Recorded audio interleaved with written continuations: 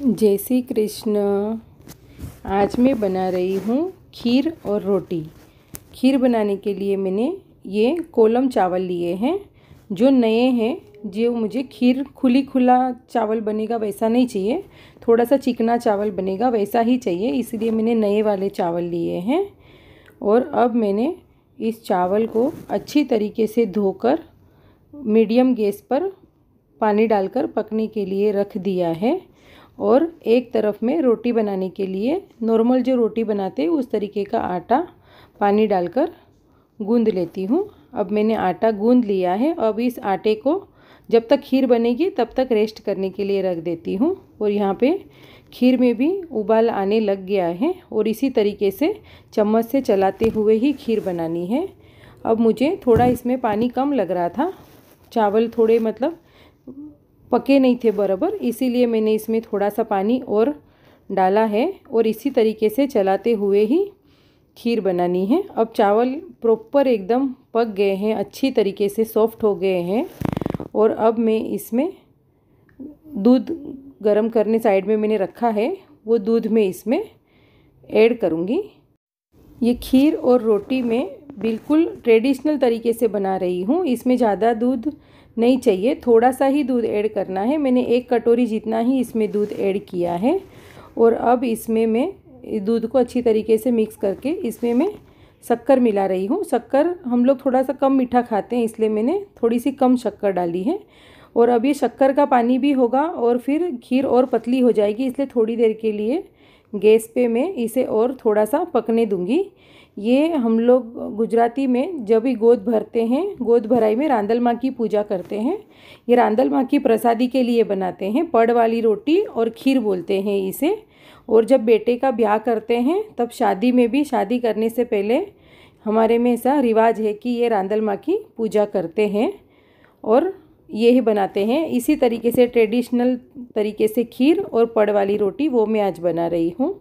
अब मैं इसमें इलायची पाउडर ऐड कर रही हूँ। इलायची पाउडर स्वाद अनुसार जितना चाहिए उतना ही ऐड किया है मैंने। और अब इसमें कुछ भी और नहीं पड़ेगा, बस ये खीर इतनी सिंपल तरीके से और ऐसे ही बनती है। अब ये खीर बनकर हो गई है रेडी। ये ठंडी होगी तो थोड़ी सी और भी गाढ़ी हो जाएगी। और अब इसके बाद में आटा देख लेती हूँ। आटे को मैंने अच्छी तरीके से तेल लगाकर गूंद लिया है, एकदम सॉफ्ट हो गया है आटा। अब मैं आटे की इस तरीके से छोटी छोटी लोइयाँ बना रही हूँ।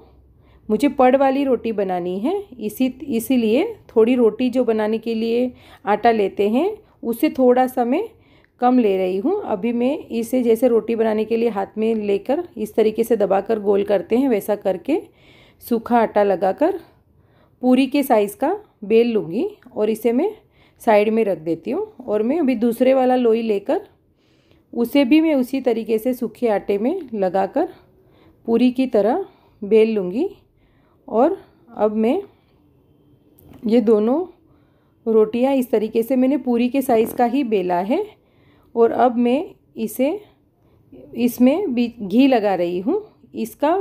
ये दोनों रोटी सेकने के बाद खुलनी चाहिए, यही इसका रिवाज है कि ये इसको पड़ वाली रोटी बोलते हैं, इसलिए इसमें मैंने घी लगाया है और थोड़ा सा सूखा आटा इसमें स्प्रिंकल किया है। और इस तरीके से इसे पैक कर अब मैं दोनों तरफ से आटा लगाकर इसे रोटी की तरह, रोटी की साइज़ का बेल लेती हूँ। हमारे में जब ये पूजा होती है तब बहुत सारी औरतें बैठ के इस तरीके से बहुत सारी रोटियाँ बनाती है और खीर बनती है। और इस तरीके से मैंने इस रोटी को अच्छी तरीके से बेल लिया है। बेलने के बाद अभी मैं दूसरी सारी रोटियां भी मैंने बेल ली है। अब मैं इसे सेक रही हूँ। जिस तरीके से रोटी सेकते हैं उसी तरीके से, फुलके की तरह नहीं सेकना है, तवे पे इस तरीके से कपड़े से ही मैंने इसे सेका है।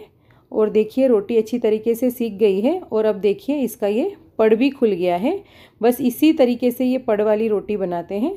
अब मेरी दूसरी रोटी भी सेकने के लिए तवे पे रख दी है और इसे भी इसी तरीके से कपड़े से दबाते हुए मैंने सेक लिया है।